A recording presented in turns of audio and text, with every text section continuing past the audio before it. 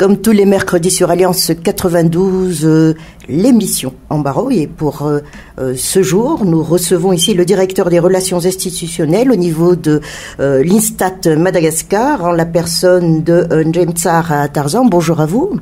Bonjour madame, oui, et merci de me recevoir aujourd'hui. Quand on dit statistiques, ce qui nous vient tout de suite en tête, ce sont les chiffres, secteurs.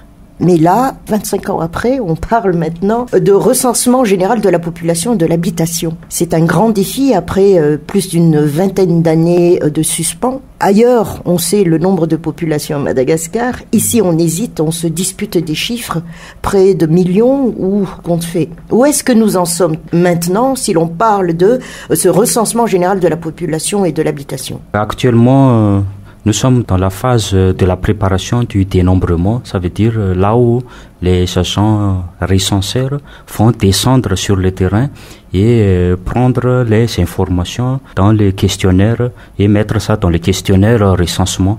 Pour le moment, c'est la phase formation en fait. Ce sont des formations en cascade. Ça veut dire que il y a les superviseurs seront formés, puis après les superviseurs vont former les contrôleurs.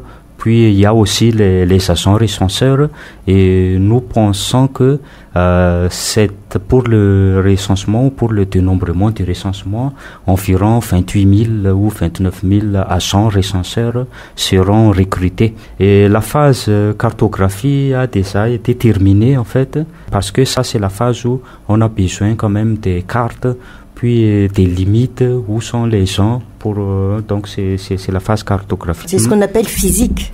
Oui, physique, ça veut dire on a au moins comme la délimitation, on sait que où sont les limites, quelles sont les infrastructures qui sont là, de manière générale, le nombre de populations à estimer en fait à partir de la cartographie censitaire. Il y a aussi les infrastructures, mais ça, cela permet en fait aux agents recenseurs d'identifier les maisons à recenser en fait, parce qu'il faut tout recenser et les limites aussi.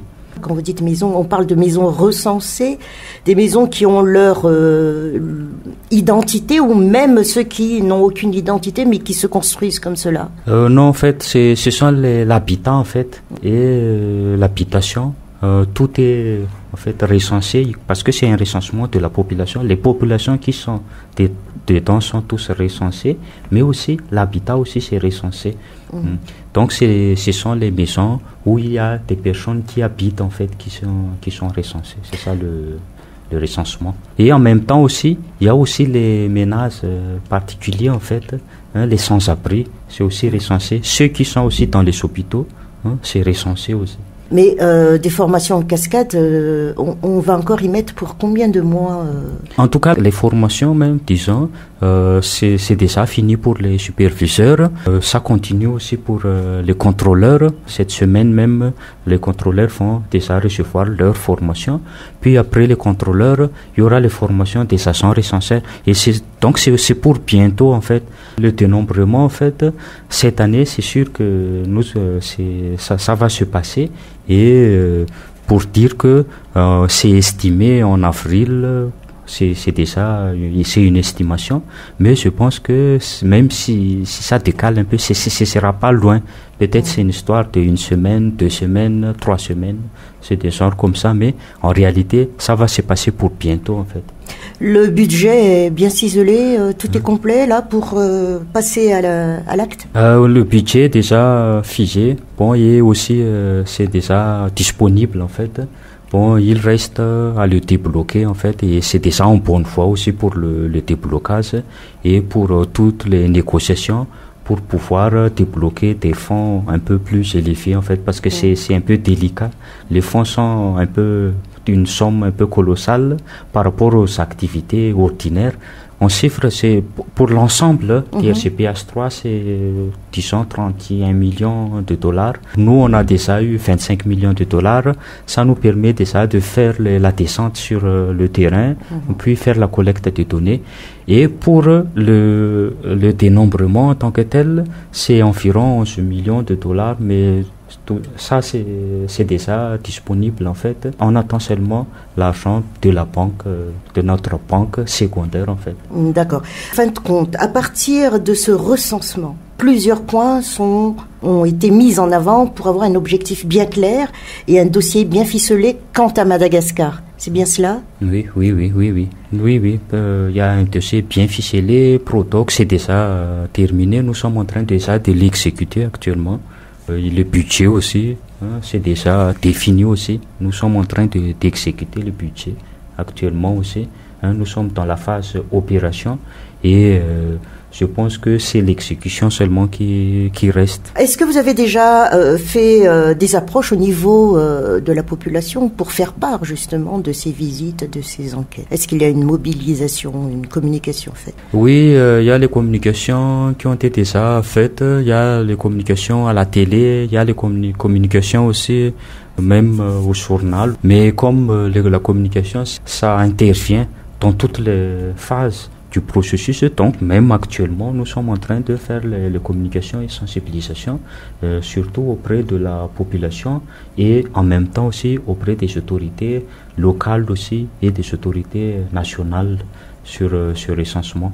Ça passe toujours dans toutes les phases. Même après le dénombrement, il y aura aussi de la communication. Quand on dit RGPH, le troisième ici, qui a besoin de ce recensement tout compte fait? Ce qui a besoin du recensement, donc la base de données, d'abord, ça appartient à l'État. Mais à qui besoin, qui sont les bénéficiaires? Mais c'est nous tous. C'est le pays, en fait, qui est le bénéficiaire du recensement. Pourquoi? Parce que les données de recensement, en fait, ça éclaircit, ça aide à la prise de décision. Et actuellement, comme nous sommes aujourd'hui, on ne sait pas vraiment même le nombre de populations, combien sommes-nous 24, 25, 26. Ou à peu près. Mais parce que comme on n'a pas de chiffres, on est en train de faire des estimations, des recensements très très anciens, en 93 actuellement, qui ne sont plus vraiment fiables si on parle de données. Donc c'est déjà le données du recensement nous permet d'avoir quand même un chiffre plus ou moins qui n'est pas loin de la réalité. Et en même temps aussi qui va nous permettre de donner aussi des informations socio-économiques et socio-démographiques pour la prise de décision, et ne serait-ce que par exemple les emplois, la pauvreté, oui, mais il y a aussi des domaines spécifiques, même l'agriculture. Il y a une partie en fait dans le RGPH qui sont là actuellement. Et aussi, quand on aura les données de recensement, ces données nous permettra pendant une certaine période de projection aussi. Si on a les données quand on a les données de recensement, on a aussi les données des états civils, on a les décès, les naissances, les survivants. Donc en une période de 10 ans, au moins, on peut estimer le nombre de populations, l'évolution à chaque fois, à part la structure de la population qu'on aura avec le nombre de populations du recensement, on pourra avoir l'évolution après en combinant avec les autres sources de données comme l'état civil. Puis il y a aussi les autres enquêtes maintenant. Et ces autres enquêtes, on peut faire le mise à jour maintenant à partir du recensement. Et c'est lié parce que si vous voulez avoir la production de manière générale, et c'est ça en fait ce qui est bon avec le travail de l'INSTAT actuellement, le StatCap, parce que l'INSTAT actuellement est en train de faire plusieurs opérations en parallèle avec le recensement. Il y a le recensement, il y a la comptabilité nationale, puis en même temps aussi il y a aussi les indices de prix à la consommation. Donc, avec tout ça, ça nous permet aussi d'avoir la production, combien vraiment la production à Madagascar, parce qu'on connaît vraiment le nombre de populations, on connaît les prix, donc les potentialités des régions aussi. Donc, tout ça, on peut vraiment avoir une production totale, mettre à jour combien vraiment la production. L'enquête périodique auprès des ménages qui va donner l'enquête pauvreté aussi va venir bientôt l'année prochaine.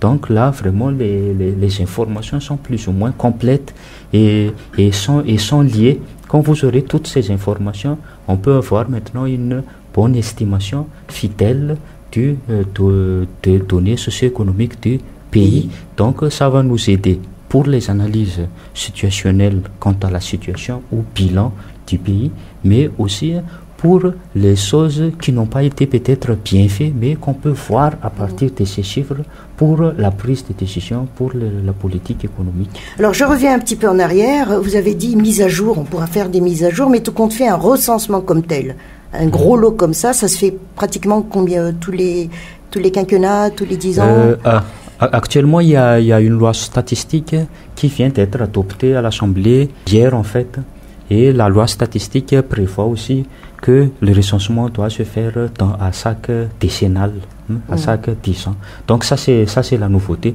Notre loi statistique c'était en 1967. Ça aussi c'est l'INSTAT avait aussi fait cette loi statistique, a proposé ça avec le ministère de l'économie et du plan.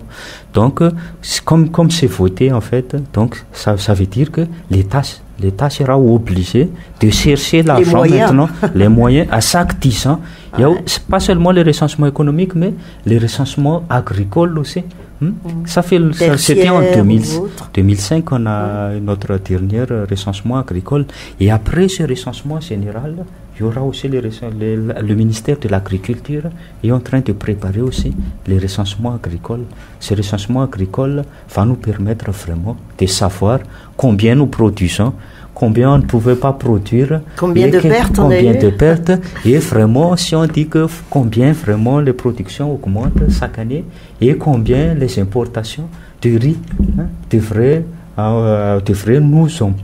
que nous devrons importer. Actuellement, si on ne connaît pas ce chiffre, peut-être qu'on va importer les riz. Mais on ne sait pas vraiment combien on devrait importer. Mais si on a les vrais chiffres, nous savons vraiment qu'il faut importer tant de riz. Ou pas du tout. Ça va jouer sur le prix. Ça va jouer sur le prix de l'importation. Ça va jouer sur notre devise. Ça va nous jouer sur l'essence. Mais ça va jouer aussi sur le prix intérieur du riz aussi. Dites-moi, en vous écoutant, monsieur Ndjemtsar Tarzan, c'est comme si le département, c'est celui qui évalue un régime. En fait, les chiffres, on en a besoin en fait pour faire le suivi et évaluation de l'exercice de fonction de l'État. À partir des chiffres, on a les indicateurs, on sait qu'est-ce qui a été fait, c'est le suivi évaluation. On a un système national intégré de suivi évaluation et bien évidemment, c'est à partir du chiffre. Bien sûr, si le chiffre est malade, vraiment, on ne peut pas faire vraiment des évaluations. Donc, tout le monde peut venir avec des idées, des 1000 idées, pour dire que voilà, je vais faire ceci, je vais faire cela. Mais en réalité, qu'est-ce qu'on a besoin? On a besoin d'abord d'un bilan, d'un diagnostic, puis à partir des bilans diagnostiques, on sait qu'est-ce qui ne va pas, et voilà, on peut prendre des décisions. Parfois, c'est des décisions impopulaires. Si c'est une décision impopulaire, si vous n'avez pas de chiffres, c'est pas possible. Vous ne pouvez pas le prendre parce que vous-même, vous n'avez pas d'argument. Aucun repère. Ouais. Parfois aussi, ce sont des décisions acceptées par la population, mais quand même, il faut aussi les défendre parce que c'est une décision qui a ses sens en réalité, si c'est une décision politique et qui s'appuie vraiment sur des réalités de terrain basées sur des chiffres et des indicateurs. Partant du physique alors, notre terre, comme ça grosso modo, vous êtes encore en pleine étude certes, mais nos terres sont vraiment exploitables?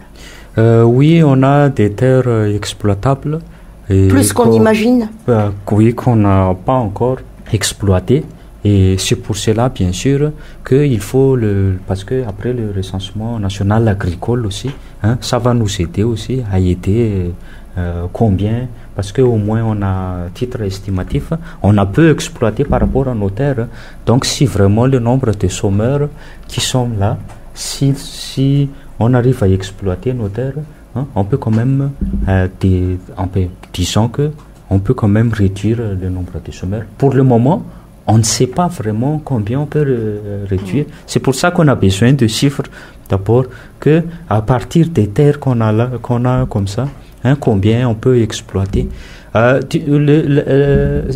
veut dire que ce n'est pas que les terres ne sont pas exploitables. C'est ce qui va se passer, mais c'est parfois aussi la pratique aussi. La pratique culturelle parfois un peu traditionnels. C'est ça qui fait parfois défaut. Mais il y a aussi des efforts qui ont été faits déjà faits par le ministère de l'Agriculture.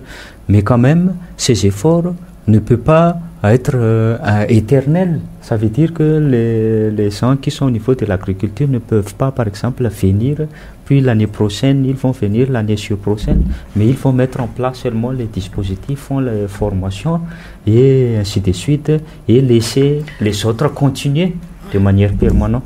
Mais pour le moment, tant qu'on n'a pas vraiment les chiffres en tant que tels, on ne peut pas vraiment, mais tout ce qu'on sait quand même, c'est qu'on peut encore exploiter nos terres. Il y a des terres qui ne sont pas encore exploitables et vraiment avec l'exploitation de ces terres, on peut réduire une partie des gens qui n'ont pas de travail à Madagascar. Dites-moi, le RGPH, peut-être en est-il la cause du retard de Madagascar, de ces 23 ans de non-activité par rapport à... D'abord, les chiffres, c'est tout simplement des outils en fait de prise de décision. Bon, comme c'est un outil, il y aura aussi d'autres outils de prise de décision. Il y a la phase planification en fait à l'intérieur de ça. Puis il y a aussi peut-être d'autres phases administratives, la gouvernance, ainsi de suite. Nous, quand on fait la référence d'abord, généralement on se réfère d'abord à la gouvernance. Comment est la gouvernance? Parce que c'est la première chose d'abord qu'il faut regarder.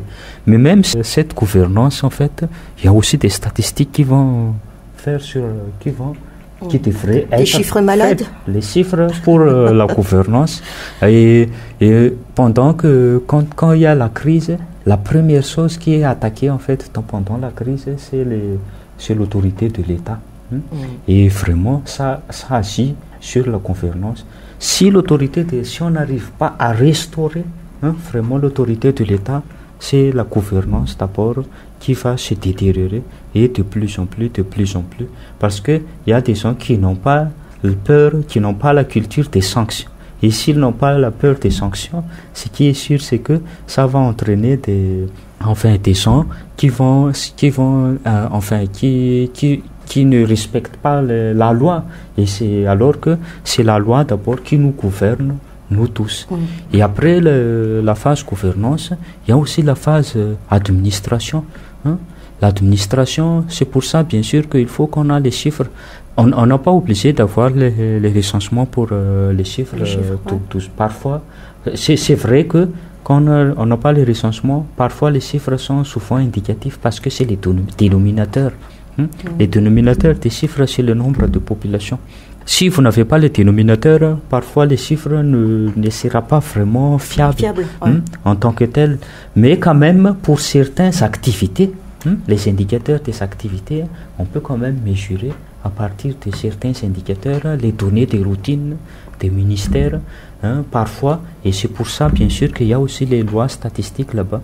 La loi statistique, en fait, qui a été votée hier à l'Assemblée nationale, a permis de mettre en place, institutionnaliser en fait un système statistique national, un système qui va permettre de voir maintenant regrouper les producteurs des statistiques et mettre une certaine réglementation dans cette production des statistiques, parce que mettre une réglementation va permettre de vérifier un peu la méthodologie qui a été faite pour voir au moins avoir des indicateurs de bonne qualité. Et ces indicateurs de bonne qualité qui va nous permettre maintenant de faire un suivi, évaluation de ce qui a été fait en même temps, mais aussi pour la prise de décision aussi, pour la politique économique aussi, à partir de ces indicateurs. Vraiment, si on n'a pas ces chiffres, les indicateurs, on fait un pilotage à vue, ça c'est sûr et certain. Et ce qui ne nous arrange pas aussi, c'est toujours la crise, c'est des crises cycliques. Si les crises viennent, vous voyez que même les chiffres deviennent aussi malades, quoi. Même le financement de la statistique aussi, ça agit aussi, les chiffres deviennent malades. D'accord. Alors, tout compte fait, il y a des notes conjoncturelles que vous sortez et parfois ça les fait de non-surprise ou sinon de grandes surprises, ça dépend de quelles notes. Mais par rapport à ces notes, est-ce que ça a un impact par rapport à l'évolution ici de vos recherches? Les notes de conjoncture, le ministère de tutelle, en fait, essaie de sortir une note de conjoncture. Pourquoi c'est le ministère de tutelle? Parce que c'est un certain nombre d'activités, en fait, des indicateurs statistiques qui sont dedans. Il y a l'indice de prix, il y a la consommation, il y a les productions industrielles, il y a beaucoup de le nombre d'entreprises, ainsi de suite. Donc, c'est l'ensemble qui permet au ministère de l'économie et du plan de sortir des notes, les notes conjoncturelles, en fait. Et en quoi ces notes conjoncturelles impacter peut-être sur les décisions économiques et politiques. Mais ça, en fait, ça dépend maintenant des décideurs. Quand on sort les chiffres maintenant, il faut qu'on donne aux décideurs, voilà vraiment les chiffres. Peut-être ce ne sera pas suffisant en fait. Peut-être aussi, il faut qu'on arrive à voir, parce qu'actuellement on parle actuellement des données de masse aussi. Il y a aussi les données qui parfois ne sont pas quantitatives mais qualitatives aussi, qu'il faut tenir compte, parce que ça permet parfois de combler les lacunes en matière de données. Et nous voyons les discussions, les débats parfois sur le riz autre, parce que avec les statistiques, supposons que on avait prévu que pour les riz qui sont importés, ou les riz qui sont locaux, si vraiment l'hypothèse de dire qu'il y a des gens qui sont en train de classer les riz quelque part, si ces hypothèses sont vraies, parfois les chiffres ne voient pas ça. Donc il y a des aspects qualitatifs, des débats de fond, des recherches qu'on doit mener sur ces chiffres. Avec les recherches, ça nous permet d'approfondir. Mais il vous arrive d'interpeller quand même? Oui, il arrive d'interpeller si vraiment, si on trouve que le prix était à un prix stable et d'un coup, ça a sauté les prix, interpeller et chercher l'explication. Vous avez eu des explications par exemple? Les explications, comme c'est ce qui se passe, c'est que parfois ça en relation avec le prix du carburant, parfois c'est en relation aussi avec l'échange, si c'est le prix à l'importation, à l'exportation. Si c'est le prix local aussi, parfois c'est des circuits de marché qui y a court-circuité aussi, où il y a un mauvais circuit de marché en fait, par rapport aux produits en question. Et vraiment tout ça, on ne le voit pas directement tant qu'il n'y a pas de recherche ou de débat de fond qui devrait être menés. Et c'est pour cela qu'on a besoin des données quantitatives, mais parfois aussi il y a aussi les données qualitatives. Et actuellement l'INSTAT est en train de voir maintenant comment mettre en place, et c'est pas seulement l'Institut des statistiques, mais dans le monde aussi on parle de big data, ainsi de suite. Tout ça c'est d'essayer en fait de regrouper un certain nombre, plusieurs informations pour avoir une meilleure explication des phénomènes. À vous entendre, il y a un grand dynamisme, mais dites-moi quand même, si on parle de secteur, investissement, participation citoyenne, technologie de pointe pour un pays comme le nôtre, avec un nouveau RGPH, parfois est-ce que vous n'avez pas en face de vous le gouvernement quand vous présentez des chiffres? Bon, ça peut-être c'est par rapport à l'indépendance, parce que le métier de statisticien, donc de l'INSTAT bien évidemment, c'est l'indépendance professionnelle. Ça doit être indépendant, mais vous voyez que la question de l'indépendance, c'est souvent c'est un débat, quoi. C'est un débat, même le CENI, comme on dit, CENI c'est indépendant. Bon, comme ça aussi, donc l'INSTAT aussi c'est indépendant. Parfois les gens disent, vous êtes indépendant, mais vous êtes rattaché à un ministère. Est-ce que vraiment vous êtes indépendant? Donc ce sont les débats qui doivent se positionner actuellement. Maintenant, qu'est-ce qui va se passer? Ce qui se passe, c'est qu'il y a une loi maintenant qui prévoit qu'il y aura un comité de coordination statistique. La loi qui a été votée hier aussi, c'est en train de prévoir aussi le comité de coordination comme Conseil national de la statistique. Bon, on sait qu'au moins ce Conseil national de la statistique a un degré un peu plus élevé en fait par rapport à l'INSTAT. Maintenant, la question qui se pose, est-ce que c'est dépendant? C'est toujours la question qui se pose, quoi. Et ça se pose partout. Mais quand même, dans la charte africaine de la statistique, c'est prévu que le métier des statisticiens, il faut l'indépendance professionnelle. Et à partir de lois qui sont... la loi qui a été votée hier, c'est que le statisticien doit être assermenté à partir de ce moment.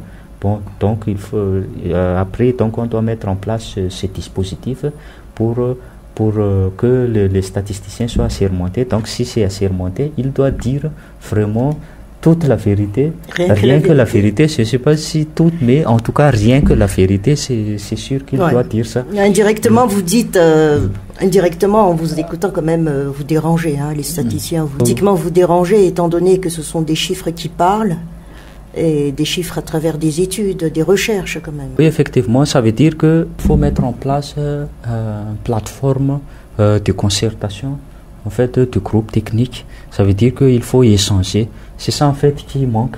C'est pour cela que quand on parle souvent de débat de fond, souvent ça n'interpelle pas seulement le statisticien en tant que tel et la production des statistiques qui n'interpelle pas tout simplement l'INSTAT en tant que tel, mais il y a l'ensemble des secteurs, il y a le représentant normalement des sociétés civiles, normalement il y a vous travaillez avec ces gens-là aussi quand même. Dans la loi qui a été votée hier, il y a le Conseil national de la statistique qui prévoit que dans la coordination statistique, il y a tous ces éléments-là, il y a le Sénat, il y a l'Assemblée nationale qui doit être là, il y a aussi la société civile. Ce qui manque peut-être, et c'est quand même la diffusion et la sensibilisation. C'est ça qui doit se passer. Ça veut dire que à chaque fois que il y a les statistiques qui font vraiment les débats, on doit quand même les débattre un peu sur ça. Donc il y a une diffusion qui est au large public qui doit se passer. Parfois aussi dans le Conseil national de la statistique aussi, il doit y avoir le représentant en fait de la société civile qui va permettre de voir pourquoi ce chiffre, pourquoi c'est comme ça. Les gens disent que non, il y a plusieurs chômeurs, alors que les chiffres peut-être dire que non, voilà seulement le pourcentage des chômeurs. Donc je pense que c'est le plateforme de concertation en fait qui manque, qui va animer et qui va aboutir à un débat de fond sur les réalités des chiffres. Et la prise de décision. Et la prise de décision. Et qui va tenir compte aussi des aspects qualitatifs des chiffres aussi, parce qu'il y a les aspects qualitatifs qui doivent sortir à partir des essences et à partir des informations multiples qui viennent pas seulement de l'INSTAT, des autres secteurs, des institutions de recherche, mais aussi des personnes informateurs, informateurs clés, qui va nous donner maintenant des informations qui nous permettent d'améliorer ou de donner une meilleure explication du phénomène. C'est le taux d'inflation maintenant. Le taux d'inflation, en fait, c'était par rapport quand même à notre taux de croissance. C'est vrai que c'est un peu élevé parce que généralement un taux d'inflation... C'est comment un peu élevé c'est, disons, 6% projeté à 7%. C'est élevé parce que normalement, de manière générale, si on veut un bon équilibre budgétaire, tout ça, ça doit tourner autour de 3%. À la limite, ça doit tourner pas loin disons, des taux de croissance, 4%, 5%. Donc, si on a un taux d'inflation de 7% ou 6%, même, non? Oui, d'abord pour soutenir la consommation, donc il faut une augmentation des salaires d'aller jusqu'à 10% et quelques. On l'a pas donné au moins. Et en même temps, parce que ça c'est pour soutenir la consommation, mais il faut aussi investir, donc il faut l'épargne qui va entraîner l'investissement. C'est pour cela, bien sûr, que si on a un taux d'inflation de 6%, il faut aller à 11-12% d'augmentation des salaires. Sinon, il faut réduire, essayer de mener une politique, si c'est possible. Les fonctionnaires ont eu raison alors de demander les 10% si non, on parle de... bien sûr que les fonctionnaires ont raison de demander une augmentation des salaires, ne serait-ce que notre niveau de vie actuel seulement. Si on prend un groupe de 3 personnes, vous allez essayer d'estimer en fait leurs dépenses, calculer journalièrement, supposons que la personne ne fume pas, ne boit pas la bière, vous allez vous retrouver avec 1 million de FMC pour, disons, pour son salaire de 1 mois, alors que nous sommes à moins d'1 million de francs actuellement. Donc, bien sûr, le salaire est très bas. Il faut l'augmenter. Et ça ne suffit pas. Bien évidemment, le salaire aussi a impacté sur la productivité. Il y a la théorie, il y a le salaire déficient. Si les gens ont de bons salaires, ça va leur permettre en fait de se concentrer et d'être productifs sur le travail. Comment pouvez-vous être concentré dans un travail si pendant vous avez un salaire et seulement en 2 semaines le salaire va terminer? Vous ne pouvez pas, vous êtes obligé d'aller ailleurs. Et si vous êtes malade aussi, comment on va résoudre cette... C'est vrai qu'il y a le bulletin de consultation sont là, mais le salaire est signe de productivité. Et là où le salaire est élevé, et ce qui est sur la productivité est élevé, et même dans la statistique aussi, si on veut avoir un bon performance, il n'y a pas de miracle tant que le salaire ne sera pas très élevé aussi. On ne peut pas vraiment contraindre la personne ou le motiver. C'est pas question de contraindre, même de motiver à beaucoup travailler. Peut-être ce qui manque, c'est comment accompagner maintenant ces salaires, quelle est la contrepartie, quoi. Et comment accompagner les entreprises aussi, parce que accompagner aussi les entreprises pour qu'ils puissent. Les entreprises, c'est plutôt la compétitivité. Et pour tout vous dire, si les salaires aussi sont pas là-bas, les entreprises aussi ne sont pas compétitives parce que ils ne vont pas recruter les gens qui sont compétents, parce que les gens qui sont compétents coûtent très cher. Et n'oubliez pas, en fait, dans une entreprise, quand ils arbitrent, c'est entre la productivité et les taux de salaire. Ça veut dire que si les entreprises voient que l'ajout d'un salaire, un salarié supplémentaire, ça va augmenter plus la productivité, là, les entreprises vont embaucher encore plus. Mais s'ils ajoutent ou augmentent les salaires et ils ajoutent un travailleur supplémentaire et ça n'augmente pas la productivité, donc ils ne font pas. Donc tout ça, c'est la compétitivité en fait qui joue sur les entreprises. Bien évidemment, pour vous dire, c'est par rapport à la loi sur les CDS, zone économique spéciale, qui est sûr, donc ça aussi, ça doit tenir compte de cette compétitivité. Et pour booster un peu cette compétitivité, le renforcement de capacité. Mais on voit trop loin la ZES alors que vous êtes là au niveau basique même de l'entreprise. C'est pour cela, bien sûr, que avant de passer, parce que c'est une loi sur le CDS, mais quand même, il y a aussi une loi qui doit constituer une condition préalable, en fait. Le basique même. Basique, ça veut dire le renforcement de capacité, les transferts de technologies qui sont là, oui, et tout ça aussi dans le renforcement de capacité, de tout ce qui est cahier de charges, impact environnemental, tout ça doit être discuté. C'est pas qu'on installe, puis ça passe, puis après, on va voir que... Parce que c'est une mode et on y va. Et on y va. Et ce qui va se passer, c'est qu'après, il y a une petite grève, ainsi de suite. Et c'est après qu'on va prendre les décisions. Comme c'est commandé, c'est prévoir. Donc, ce qui est sûr, il faut mettre en place donc, ces conditions préalables afin d'aller vers ces lois. C'est pas mauvais, ça veut dire que la loi en tant que telle n'est pas mauvaise, c'est bon. Ça, c'est ce qui est sûr. On va toujours y aller dans ce sens parce que c'est aussi à la mode. Mais avant tout ça, il faut mettre en place les conditions préalables, les lois basiques en fait, qui vont soutenir la population par rapport à la compétitivité en même temps, mais par rapport aussi au quota aussi, il faut voir aussi le marché intérieur. Ça doit aussi discuter, que ce soit au niveau de l'État ou par rapport à ces DES. Est-ce comment rendre aussi compétitif? Parce qu'il faut que ça profite aussi à la nation. Et profiter à la nation, bien évidemment, il faut que les produits intérieurs va aussi dans ces DES. Et si on n'arrive pas à faire les 100%, on peut faire 20%, 30%. Ça dépend de notre potentialité. Si on peut arriver à produire à 30% de ce que les CDS, il faut qu'on arrive à mettre en place que nous aussi, c'est nous qui doit fournir les 30% que ce soit en termes de produits alimentaires, que ce soit en termes des autres produits, surtout les matières premières qu'on a ici à Madagascar. Et peut-être ce qu'on n'arrive pas à produire ici, c'est là qu'on doit importer à l'extérieur. Tout ça, ça doit être dans les conditions préalables. Et les quotas, on en a besoin, hein, effectivement. Et ça, c'est pour ça qu'on parle de 30%. 50%, parce qu'il faut aussi encourager notre entreprise.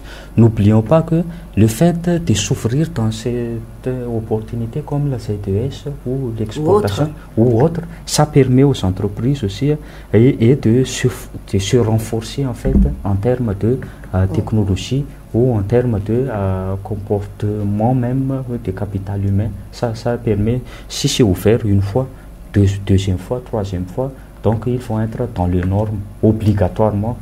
Il sera obligé, l'entreprise, elle sera obligée d'être dans les normes. C'est-à-dire, il faut savoir s'inspirer, mais ne pas copier bêtement, tout compte fait par rapport à une évolution, puisqu'on parle de bassin de l'océan Indien, tout le monde est déjà en avant.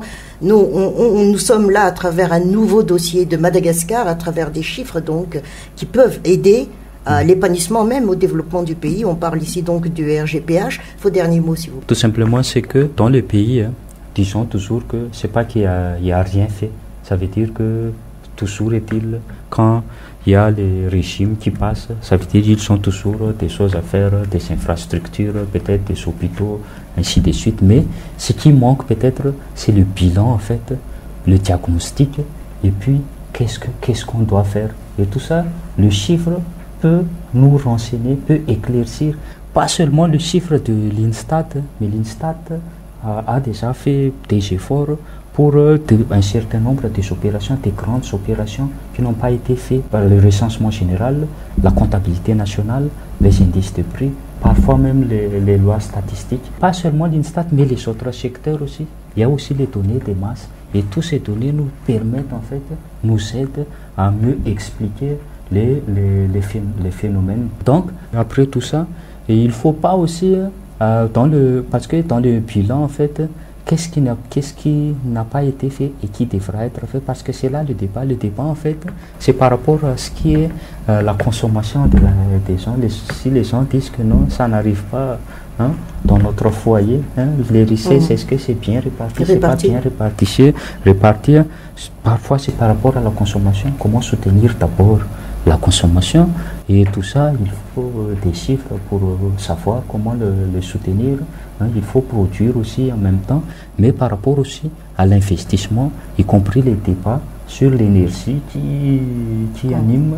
Voilà comment ça va l'énergie, les prix du carburant aussi, comment résoudre ça, parce que les carburants, ça aide dans la consommation, mais ça aide aussi dans l'énergie aussi, parce que dans les régions où il n'y a pas d'eau, tout ça, c'est le prix du carburant. Donc l'énergie aussi, il faut chercher un peu il faut vraiment chercher la solution sur l'énergie, en fait, si on veut aller se développer, surtout les industries à Madagascar. Et comment aussi, en même temps, avoir un minimum d'organisation. C'est ça aussi le souci. Parce que les petits secteurs informels, un peu partout, on n'arrive pas à trouver des manières à diriger tout ça. Tant que ce n'est pas regroupé quelque part, ou au moins identifié quelque part, même avec le minimum d'informations, c'est difficile de trouver quels sont les moyens de le développer. Et c'est pour cela, bien sûr, que la formalisation du secteur, c'est toujours d'actualité. Et bizarrement, ce qui se passe, c'est que le secteur formel, ça continue à diminuer, en fait, le nombre d'entreprises formelles, alors que le secteur informel a augmenté. Et ça, on n'arrive pas à développer dans tout ça. Donc, tous ces paramètres disent que vraiment, les chiffres, on en a besoin. Les chiffres sont utiles pour l'analyse situationnelle, pour le bilan aussi, qu'est-ce qui a été fait positivement, qu'est-ce qui n'a pas été fait positivement. Bon, les chiffres, on a besoin aussi pour le suivi, en fait, de ce qui a été fait, de ce qui n'a pas été fait aussi, mais en même temps, la statistique aussi, on a besoin pour la prise de décision, en fait, pour les politiques économiques, pour que assure sur ce qui est vraiment prioritaire, qu'est-ce qui est vraiment prioritaire à la population, qui va permettre d'augmenter la production, la richesse et une meilleure répartition des revenus. C'était l'embarras de Lemtsara Tarzan, qui n'est autre que le directeur des relations institutionnelles de l'Instat Madagascar. Merci à vous. Merci beaucoup, madame.